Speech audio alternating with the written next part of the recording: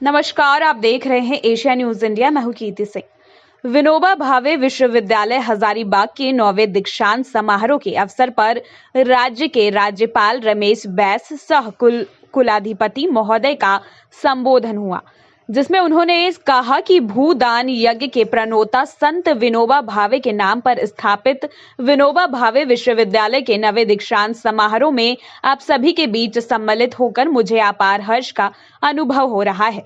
मैं इस अवसर पर संत विनोबा भावे को नमन करते हुए सभी उपाधि ग्रहण करने वाले विद्यार्थियों को हार्दिक बधाई देता हूं और उनके उज्जवल भविष्य की कामना करता हूं।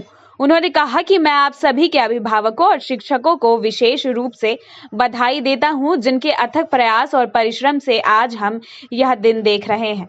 इस दीक्षांत समारोह में एक विश्वविद्यालय द्वारा अपने विद्यार्थियों की शैक्षणिक उपलब्धि को औपचारिक रूप से स्वीकार किया जाता है। इसलिए आज हम यहाँ जिन विद्यार्थियों ने अथक प्रयास व अपनी बुद्धिमत्ता से डिग्री हासिल करने की योग्यता हासिल की है, उनके सम्मान में इस समारोह को मनाने हेतु एकत्रित हुए हैं। दीक्षांत का अर्थ शिक्षा का अंत नहीं है।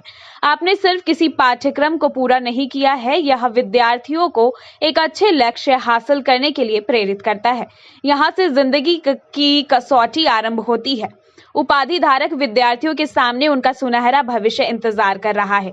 उन्होंने कहा कि आप सब जानते हैं कि विश्वविद्यालय का उद्देश्य मानवीय मूल्यों व आदर्शों का विस्तार करना और उन्हें व्यापक जन समाज तक फैलाना होता है। यही नहीं, विश्वविद्यालय सामाजिक, सांस्कृतिक, रचनात्मक के केंद्र बिंदु होते हैं।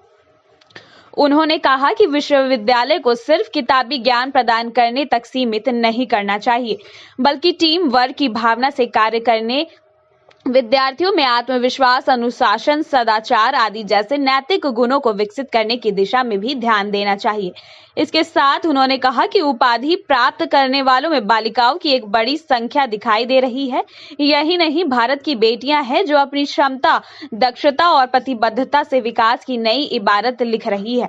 हमारी बेटियां पढ़ रही है, बढ़ रही है और नया समाज व देश गढ़ते हुए अध्याय भी लिख रही है। हम चाहे तो अपने आत्मविश्वास और मेहनत के बल पर अपना भाग्य खुद लिख सकते हैं, और अगर हमको अपना भाग्य लिखना नहीं आता तो फिर परिस्थितियां हमारा भाग्य लिख सकती है। इसके साथ ही अंत में उन्होंने कहा कि हमारे यहाँ के विद्यार्थी प्रतिभावान है, विभिन्न प्रतियोगी परीक्षाओं में अच्छा कर राज्य का गौरव बढ़ा रहे हैं। मैं चाहता हूँ कि यह क्षेत्र एजुकेशन हब हो। अब यहाँ रोजगार एवं स्वरोजगार के भी अधिक से अधिक अवसर प्राप्त हो, ताकि यहाँ की प्रतिभाओं को बाहर पलायन ना करना पड़े और उनके ज्ञान, अनुभव और कौशल का राज्य से अधिक लाभ प्राप्त हो। आज हमारे विद्यार्थी उच्च शिक्षा प्राप्त करने हेतु विदेश जाने से इच्छुक रहते हैं। हमें इसके कारण जानने होंगे और इस दिशा में व्यापक कार्य करना होगा। अंत में उन्होंने कहा कि अपने सपनों को जिंदा रखिए। अगर आपके सपनों की चिंगारी बुझ गई तो इसका मतलब यह है कि जीवन में अपनी हार मान ली है। मुसीबतों से भागना नहीं, मुसीबतों को निमंत्रण देने के समान है। एक शांत समुद्र में नाविक कभी भी कुशल नहीं बन पाता। जीवन में कठिनाइयां बर्बाद करने नहीं आती है, बल्कि यह हमारी छुपी हुई सामर्थ्य और शक्तियों को बाहर निकालने में हमारी मदद करती है। कठिनाई को यह एहसास कराओ कि आप उनसे भी ज्यादा मजबूत हो।